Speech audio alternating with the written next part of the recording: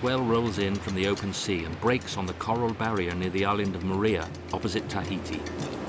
Away from the reef, two sailors watch the pounding sea. Impassive, weary, or maybe blasé, these two men from sailing from island to island. And the road ahead is long.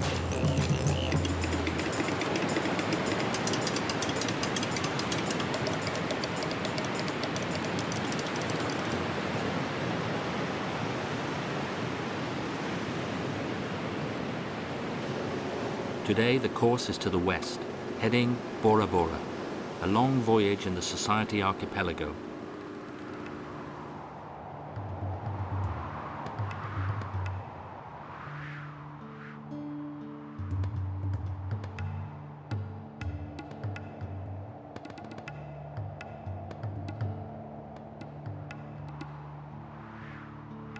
Leaving from the Windward Islands, we're going to the Leeward Islands.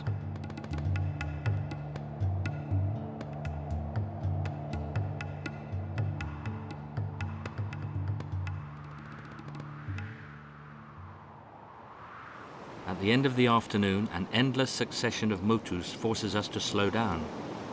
Then our gaze lingers on the reef, now calm off the island of Taha.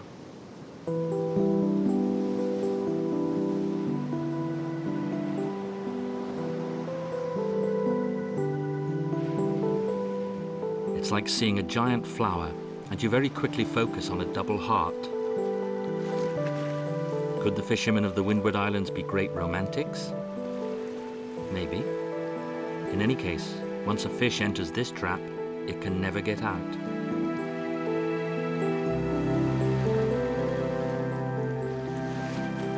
To the north of the island of Taha, where the sea sweeps back and forth between the islands known as motus, there are many traps for fish, some ancient and some modern.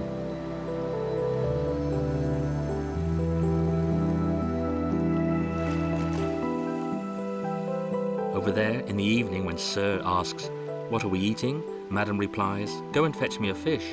And with a little boat trip, Sir obeys.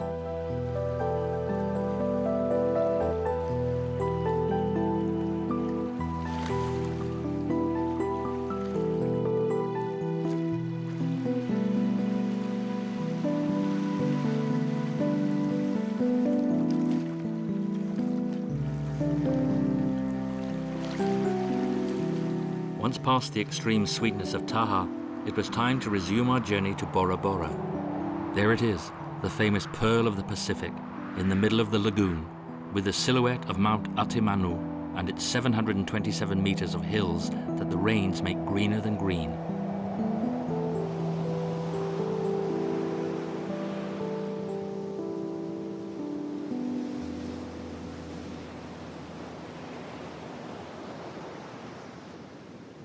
The first time is always a little frightening, always a little exciting.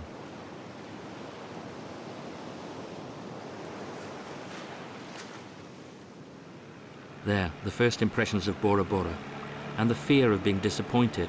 Such is one's imagination tittled by the name of this island. We're in luck, it's fine. The light is golden. We let ourselves be carried along.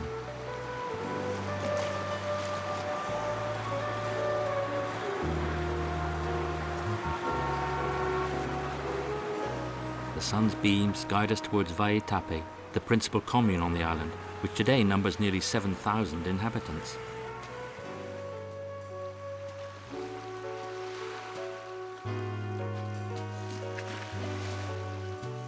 What makes a moment of eternity? 6 o'clock, happy hour.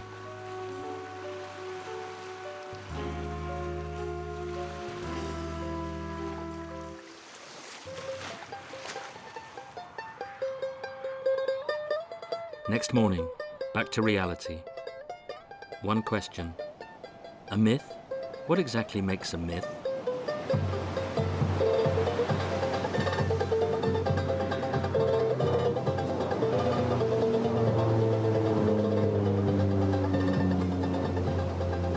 An attempt to explain. Normally one arrives on Bora Bora in a plane on an airstrip, which has played a bigger role than you might think in the island's destiny. It was built by American soldiers during the Second World War. The war that thrust the island brutally into contact with the rest of the world.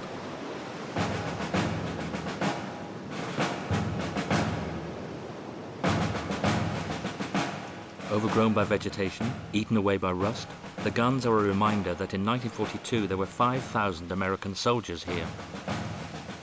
A military base that survived for 4 years to fight a Japanese enemy who never came. What remains from the period is a generation of mixed-race children, and perhaps a more pronounced taste for money in an economy that was hitherto used to barter.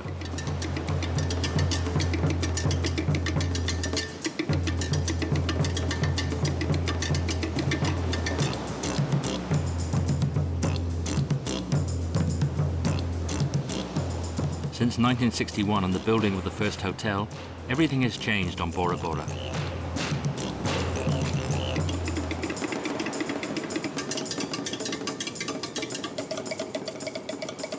For several thousand euros per night, the chicest hotels offer the nec plus ultra at the end of a row of bungalows.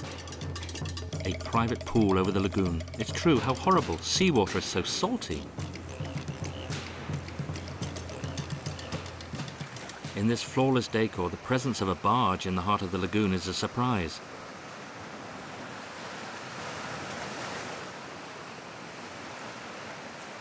This craft is dredging sand for construction companies and to supply even more new hotels all over the island.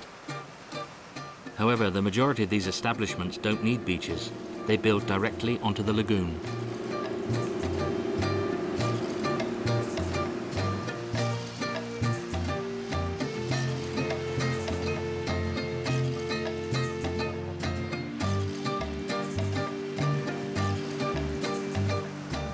So to hell with environmental issues, as long as diving remains a rare delight here, because the marine life is so prolific.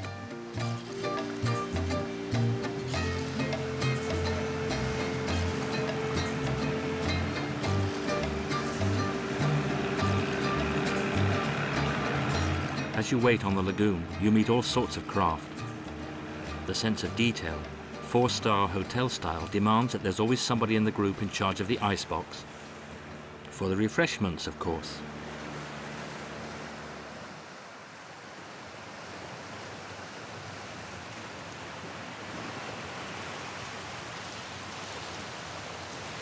We leave the more frequented side of the lagoon to say hello to a man who's spending the end of his exciting life on one of these little islands, Mount Otemanu.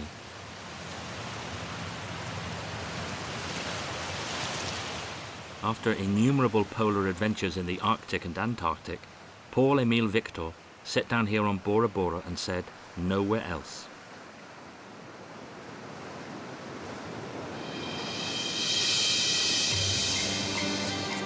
Today, in order to find this ideal life that led PEV to spend his last days in Polynesia, you must try your luck on a neighboring island, even further to the west.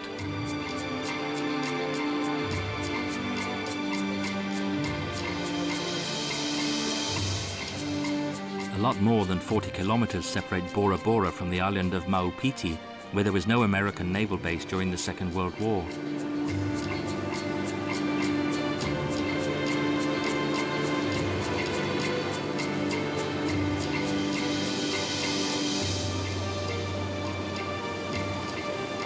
Also of volcanic origin, Maupiti is Bora Bora on a smaller scale, wilder, more preserved. It's one of the last high islands of the Society archipelago to remain, shall we say, intact.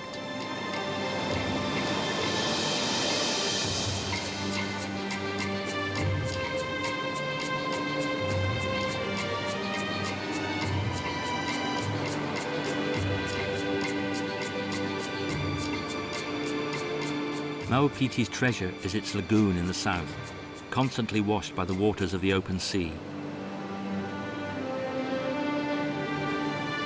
Fed by the ocean waves that break and pass over the reef, the coral reproduces in spectacular fashion, attracting all of marine life.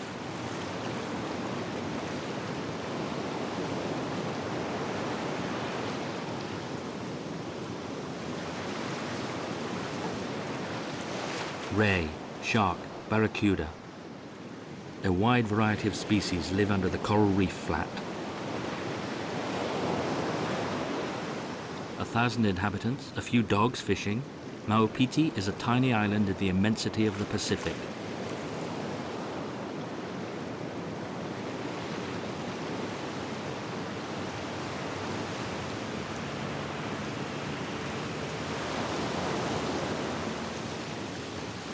Here, wherever you are, even in the trees, you hear the sound of the sea, threatening. The waves crashing against the reef, a permanent undertow.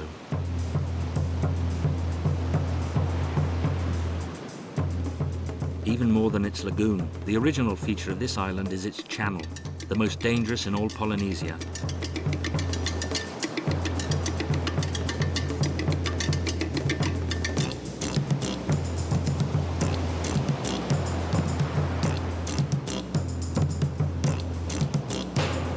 Today, aboard their Polynesia, the fishermen surf the waves, steering their boats with a joystick, just like in an airplane.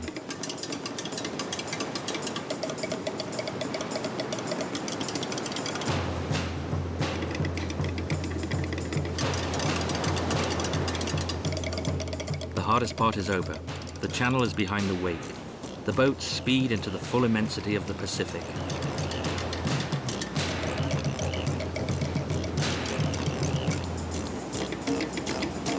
It's midday. The Polynesia go far out to fish for mahi-mahi, far from the lagoon, and on the horizon, like an unavoidable figure in the Windward Islands, is Bora Bora, the island that is never so much desired as when seen from afar.